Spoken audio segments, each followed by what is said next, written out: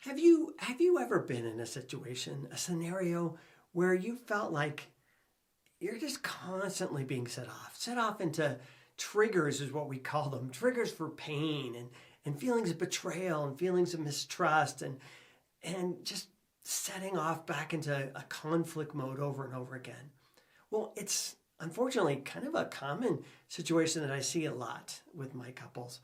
And I want to share a story today about a couple that I saw the other day that was very much stuck in that looping scenario of re-triggering trauma. And I want to talk a little bit about that. I want to talk about how they got there and maybe how you and how they can get out of it. All right?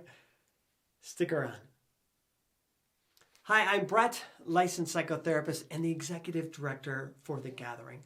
The Gathering of Good People is a nonprofit dedicated to helping you with your emotional healing by creating some personal growth. So make sure you check out The Gathering of Good People. And if you haven't yet, I want to encourage you, subscribe, like, and comment, because I always want to hear your feedback and see if we can really help improve the quality of these videos and maybe even answer some of your questions to help you along the way. Well, the other day, a couple came in and I started them off. I always like to do a check-in at the very beginning of the session. I want to see how things are going, see where they are. So I do a check-in and I say, hey, what's changing? I want to know what's different. What's going on in your lives that's improving, changing, growing, because that's really all I care about is I want to see growth. And unfortunately, the feedback was not much. The wife was particularly feeling triggered. She was feeling triggered in these feelings of betrayal. And it was an odd situation because just the other day, just like the week before, he had given her flowers and said, hey, happy anniversary. It has been 1 year that he had been in recovery in terms of no relapses, no slips, no problems with his addiction. He's been good. And even before that, he had another about 1.5 years. So he had a setback, and then it's been another year where he's just been really working his program and really not acting out in any way, shape, or form. But it didn't matter. She didn't believe him. She didn't trust him. Even though he gave her flowers and really said, thank you for sticking it out with me. Thank you for being there with me. She was having none of it. She wasn't buying any of it. And then on top of it, they had this awful, horrible, no good, really bad weekend. And really what set off this terrible, awful, no good weekend was a series of fairly small misunderstandings. No relapses, no going back to addictive behaviors, no really doing destructive things, hurtful things. It was more of an issue of feeling hurt because of the way things were being interpreted. And in this particular situation, they were out with family. And as the conversation was going on with their family, she was talking about their new house and talking about, what they're doing, what their plans were. And he's like, no. And he didn't even say no. He's just like kind of in the background going, oh, no. And she felt like that was super disrespectful. She felt like that was like stabbing her in the back. Like, having him back there going, and kind of expressing his disagreement with her ideas in front of his family. She felt really, really violated by that. And that's kind of where things started to spiral even more out of control. And what was going on with this couple, and I've seen it many times before, is that everything was triggering her into this sense of betrayal. And even though he's been in recovery, even though things are going well, even though things are happening the way they're supposed to be happening in terms of, he's not acting out, he's not cheating on her, he's not looking at pornography or any of that kind of stuff. Even though he's working his program and doing well, there's still misunderstandings. There's still things that are happening that she's feeling hurt by, or what we would call triggered by. That sound familiar to you? Have you ever seen that happen?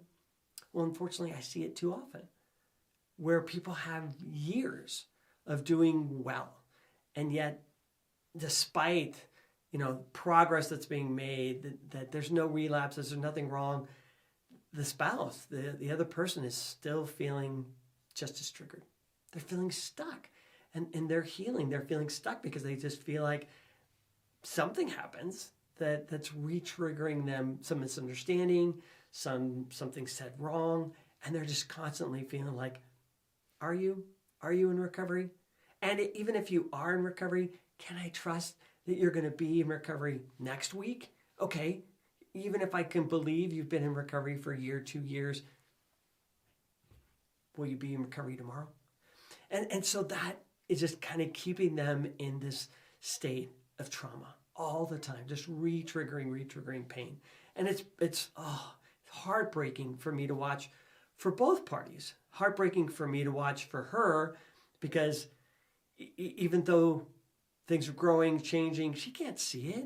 She can't feel it. She can't embrace any of it because she's waiting always for the other shoe to fall. And little scenarios, little misunderstandings like this are just validation. Just validation for, he doesn't love me. He's not there for me. I can't be safe here.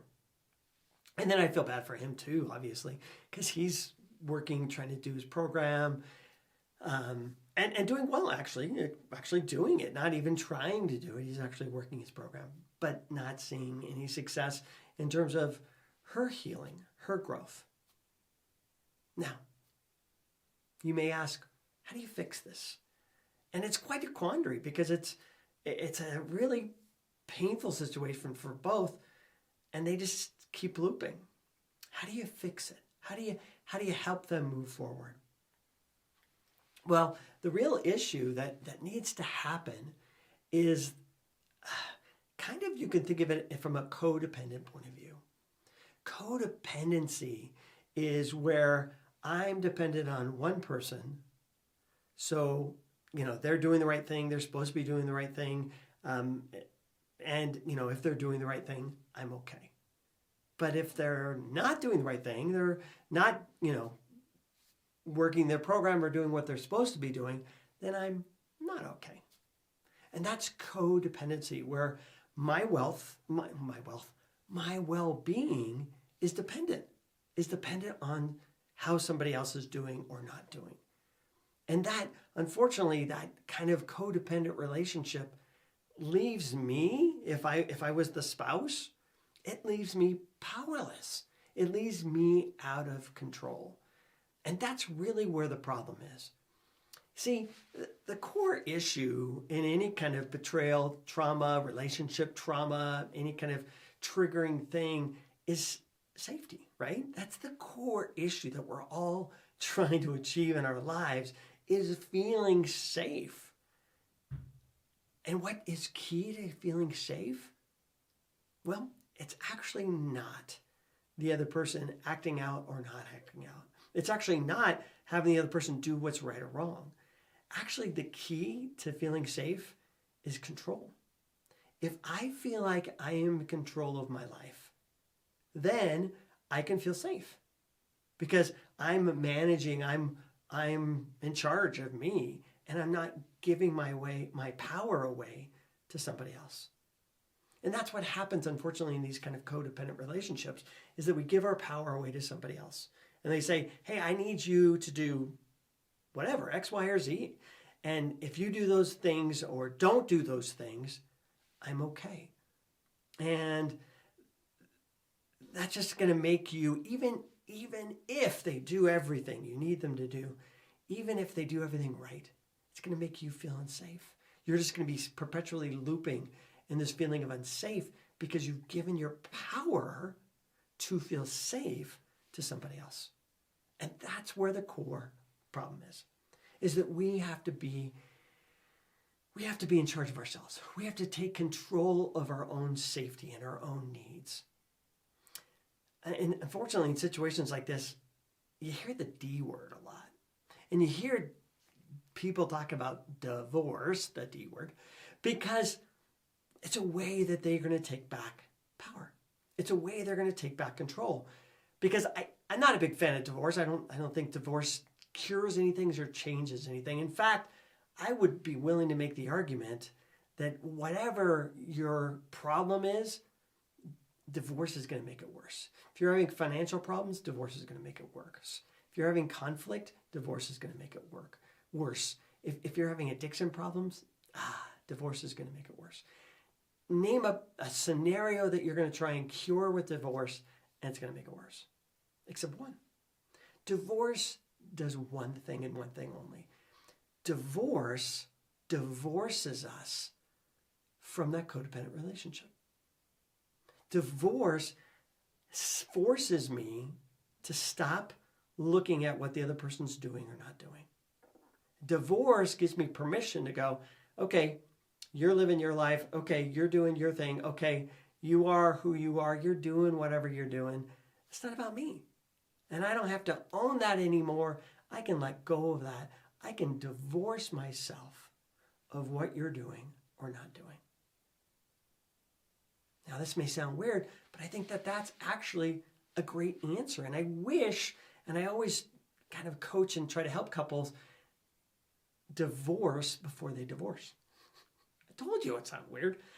I always want to try and help couples create that sense of safety by becoming self-reliant, self-sufficient, by learning how to create safety for themselves through boundaries, through consequences, through setting limits, through asking for needs and wants, through being assertive and getting, going out and doing what you need and want.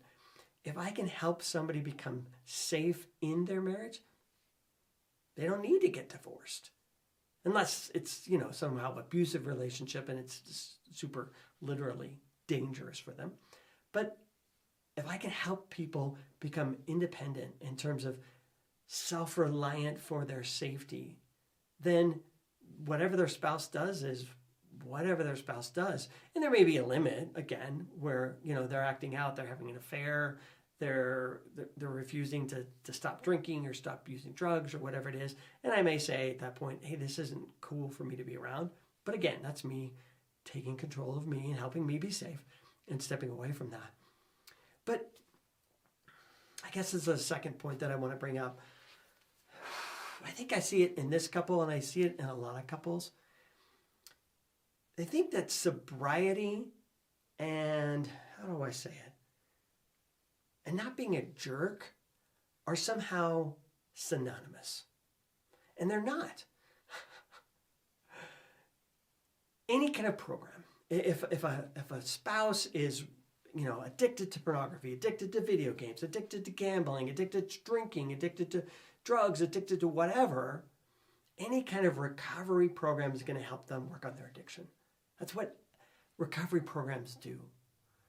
But like this gal, we have this mindset that if my spouse is in recovery, they're not going to do stupid things.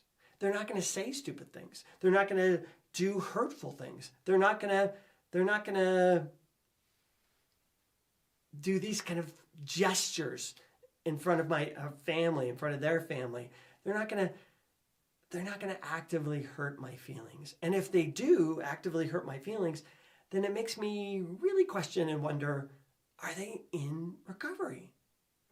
Well, again, there's a difference between them being stupid and doing stupid things and being in recovery. They're not the same thing. You can be in recovery, actually not in your addiction anymore, and still be a dope. It happens. But what we want to do is help create independence, because it's that independence that creates the safety. And so that's what I want to talk to you about. That's what I want you to think about this week as your homework assignment. Is I want you to think about if you're feeling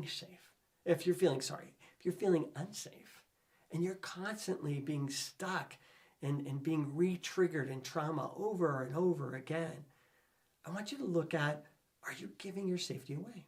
Because my bet is you are. My bet is you're giving your sense of control to somebody else, and you're looking for them to do whatever you need them to do so you can feel okay with you. And I want you to look at, that's not working. That's not working for you, and it's probably not working for them. And you need to look at how to take control of your own life so you can create those safety needs for you. And again, boundaries are a great way. Consequences are a great way. Assertiveness is a great way. Setting up limits, asking for your needs and wants, even listening to your intuition, learning to re-listen to your intuition. All of those are great ways to create safety. And so I want you to look at that this week for you, is look at how you can create safety for you and not look at your partner somehow doing something to create safety. Because even if they did, even if they do, it's not going to heal you. It's not going to take care of you. You have to take care of you. That's how safety works. You have to create safety for yourself. So that's your homework assignment. Look at that. Love to hear any of your thoughts and comments below. And if you can, make it to our website, thegatheringofgoodpeople.com. And let's see if we can get a support group going for you. Maybe in a support group around the issue of creating safety.